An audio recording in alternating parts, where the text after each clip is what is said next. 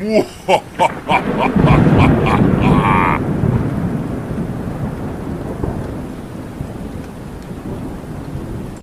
दोस्तों, आशा करता हूँ आप सब बहुत अच्छे होंगे। कहानी अच्छी लगे तो लाइक और सब्सक्राइब करिएगा और बेल आइकन पर ज़रूर प्रेस करिएगा। तो चलिए बढ़ते हैं आज की कहानी की ओर। शाम 6 बजे के बाद भानगढ़ में रुकने की पाबंदी थी, फिर भी छुपते छुपाते दो दोस्त वहाँ रुक ही गए। उन्हें भूत प्रेतों जैसी बातों पर विश्वास नहीं था। वह सोशल मीडिया पर अपनी फ़ोटो अपलोड करके यह बताना चाहते थे कि यहाँ पर भूत प्रेत जैसा कुछ भी नहीं है। ऐसे ही कुछ देर उन्होंने अपनी सेल्फ़ी फ़ोटोज़ ली। वह ज़्यादा अंदर नहीं थे, थोड़ा भानगढ़ के किले के बाहर के स्थान के आसपास ही थे। इस वक्त शाम के 7 बज रहे थे। काफ़ी फ़ोटो लेने के बाद उनमें से एक बोला, अब हमें चलना चाहिए, 7 बज रहे हैं। भले ही हम इसमें विश्वास ना करें, फिर भी यहाँ बड़ी अजीब सी मनहूसियत का एहसास हो रहा है। उसके दोस्त को भी वही लगा। उसने कहा, हाँ, अपना काम तो हो गया है, अब चलते हैं। और दोनों दोस्त अपनी बाइक पर वहाँ से निकल गए। अभी वह दोनों थोड़ा आगे ही गए थे। किले से बाहर तो निकल गए थे, लेकिन अभी भी वह किले के आसपास वाले क्षेत्र में ही थे। उन्हें थोड़ा रास्ता समझ नहीं आ रहा था। अभी इस वक्त दोनों अकेले थे, इसलिए अभी भी उन्हें रास्ता खुद ही चुनकर जाना था। अब वह आगे जाने लगे तो उनमें से एक ने रास्ते के लिए अपने मोबाइल में गूगल मैप शुरू कर दिया, लेकिन कुछ देर चलने के बाद मोबाइल भी स्विच ऑफ हो गया। तब उनमें से आगे बैठे लड़के ने कहा, चल हम आगे चलते हैं, शायद रास्ता मिल ही जाए। कहकर वह दोनों बाइक पर सवार रास्ते के लिए निकल गए। अभी वह कुछ देर चले ही थे तो वापस से उन्हें भटकाव का भ्रम हो गया और वह थोड़ा रास्ता भटक गए। अब उन्हें लगा कि कहीं न कहीं किसी से पूछ लेना चाहिए, लेकिन इतना सन्नाटा और वीराने में आखिर पूछे किससे। ऐसे ही वह थोड़ा धीरे धीरे से बाइक चलाते जा रहे थे कि थोड़ी देर बाद उन्हें आगे रास्ते के किनारे पर एक आदमी चलता हुआ नजर आया। उस आदमी की पीठ उन दोनों की तरफ थी और वह सीधे सीधे चले जा रहा था। उसने घुटने से भी नीचे तक का एक गुलाबी रंग का कुर्ता और एक नीले रंग की पैंट पहनी हुई थी। उनमें से बाइक चलाने वाले लड़के ने थोड़ी बाइक को धीमी किया ताकि वह उससे रास्ता पूछ सके, और वह वैसे ही पीछे से उसे आवाज़ देने लगा, ओ भाई, 1 मिनट सुनते हो? हेलो भाई, हमारी मदद कर दो, हमें रास्ता नहीं मिल रहा है। हेलो, सुन रहे हो? वह लड़का बोले ही जा रहा था, लेकिन सामने चलने वाला वह आदमी उनकी बातों को जैसे सुन ही नहीं रहा हो, और वह निरंतर चले ही जा रहा था। अभी भी वह उनकी तरफ उसने मुड़कर नहीं देखा था। कुछ जवाब ना मिलने पर उन दोनों ने भी अपनी बाइक को आगे बढ़ा दी और उन दोनों ने उसकी तरफ ध्यान नहीं दिया। तभी उसके पीछे बैठे दोस्त को थोड़ा सा डर लगने लगा।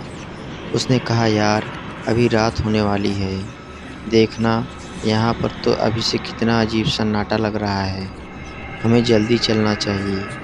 उसने डरते हुए कहा, यहाँ ऐसा भूत कुछ नहीं समझा, खुद भी डर रहा है और मुझे भी डरा रहा है। कहते हुए उस लड़के ने उसकी बात अनसुनी कर दी। तूने अभी देखा ना क्या हुआ? वह जो पीछे आदमी चल रहा है उसमें भी कुछ जवाब नहीं दिया। पीछे बैठे लड़के ने कहा तो यह सुनते ही सामने बैठे हुए लड़के ने कहा, चल देख लेते हैं उसे भी। कहते हुए उसने अपनी बाइक वापस पीछे की तरफ मोड़ दी, जबकि पीछे बैठा लड़का उसे बार बार मना कर रहा था। फिर भी उसकी बात को उसने अनसुना करते हुए अपनी बाइक उसने पीछे की ओर वापस मोड़ दी, और मुड़ते ही उन दोनों ने देखा कि अभी भी जो आदमी पीछे चल रहा था अब वह इस वक्त नज़र नहीं आ रहा था। जबकि उन्हें आगे जाकर अभी कुछ ही दूरी हुई थी और आगे कोई रास्ता ही नहीं था। उसके पीछे बैठे हुए दोस्त ने कहा, यार मुझे लग रहा है यहाँ कुछ न कुछ तो है, बात ऐसे नहीं बनती, जल्दी चलना चाहिए। उसके दोस्त ने घबराते हुए सामने बैठे दोस्त से कहा, पर उसने कुछ उत्तर नहीं दिया और चुपचाप अपनी बाइक उसने वापस आगे की तरफ पलटा दी। इससे पहले कि वह आगे जा पाते, जैसे ही उसने अपनी बाइक को मोड़ा, सामने का नज़ारा देखकर उन दोनों का दिल ही जैसे धक से रह गया। सामने उन दोनों ने देखा कि अभी अभी जो आदमी पीछे चल रहा था, अब वह ठीक उनके सामने खड़ा है और उसका चेहरा भी वह देख पा रहे थे। लेकिन उसका चेहरा सामान्य से काफ़ी अलग था। एकदम सफ़ेद चेहरा जिसमें उसके होंठ सूखे हुए थे, आँखों के नीचे बड़े काले घेरे थे और उसके दाएं तरफ का गाल पूरी तरह से कटा हुआ था और वह एकदम स्थिर खड़ा हुआ था और उन्हें ही घूर रहा था। यह देखकर उन दोनों दोस्तों की डर के मारे चीख निकल गई और वह दोनों अपनी बाइक से आगे बढ़ते हुए पीछे होने लगे। इतने में सामने खड़ा हुआ वह आदमी उनके पीछे पीछे आने लगा। यह देख उन लोगों ने अपनी बाइक की स्पीड बढ़ा दी और जल्दी जल्दी वहाँ से जाने लगे। रास्ता मालूम नहीं था, फिर भी जहाँ जैसे मिलता गया वहाँ पर गाड़ी डालते गए और पीछे पीछे वह आदमी भी दौड़ा जा रहा था। तभी सामने के वातावरण में चीखें गूंजने लगी, भयानक रुदन के स्वर सुनाई देने लगे। उनकी चीख सुनकर दोनों के कानों के जैसे पर्दे फटने लगे और उन दोनों को घबराहट होने लगी। उनके मन में एक ही क्षण में जैसे सब कुछ घूम गया। यहाँ पर होने वाली बातें, यहाँ पर होने वाले भ्रम सब अब सच लगने रहे थे। लेकिन अब क्या फ़ायदा, दोनों तो फंस चुके थे। वह दोनों अपनी बाइक से जितना तेज़ हो सके जा रहे थे, लेकिन उनसे भी गति से गति मिलाकर वह पीछे वाला भयानक आदमी दौड़ रहा था और दौड़ते हुए उसने एक झटके से पीछे बैठे हुए लड़के को खींच लिया।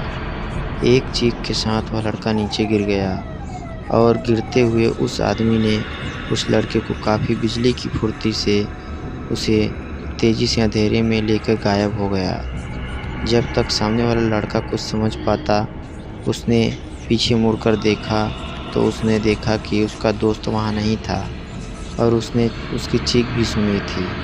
अब तो वह बेहद डर गया था। उसने जितनी रफ्तार हो सकी उतनी रफ्तार बाइक वापस चलानी शुरू कर दी। वह इतनी हड़बड़ी में बाइक चला रहा था कि उसे ना स्थान का ज्ञान था, ना ही अपनी गति का। वह बस बाइक चलाए जा रहा था कि किसी तरह वह रास्ते पर पहुंच जाए। लेकिन इससे पहले कि वह कहीं पहुंच पाता, वही गुलाबी कुर्ते वाला आदमी उसके सामने अचानक से प्रकट हो गया, जिस वजह से हड़बड़ाते हुए वह अपनी बाइक से गिर गया और उस आदमी ने आगे बढ़कर उसे पकड़ लिया और उतनी ही बिजली की फुर्ती से उसे भी खींचकर वह अंधेरे जंगल में ले गया और एक खौफनाक चीख के साथ पूरे वातावरण में गूंजी। 2 दिन बाद अभी इस वक्त सुबह का समय था। पता चला कि आगे के रास्ते पर पड़ते हुए जंगल में 2 लड़कों की लाश मिली है।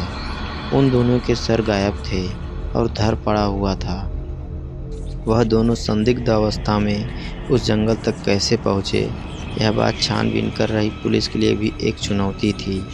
हालांकि ऐसी बातें उन्हें पता ही थी कि इस जगह ज़रूर कुछ न कुछ रहस्य है, लेकिन उन्हें तो अपना काम करना था, तो वह अपना काम कर रहे थे। आखिर में उन्हें कुछ मिला नहीं और उन लोगों ने अपनी छानबीन पूरी करके चलते बने और दोनों लाशें उठा ली गई। वापस से हर बार की तरह फिर वहाँ सैलानियों की आवाजाही शुरू हो गई।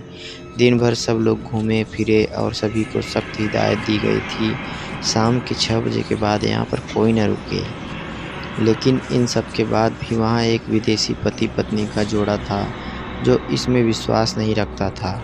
वो प्लान कर चुके थे कि आज शाम ढलने के बाद वो यहाँ किले में रुकने वाले थे। समाप्त। धन्यवाद दोस्तों।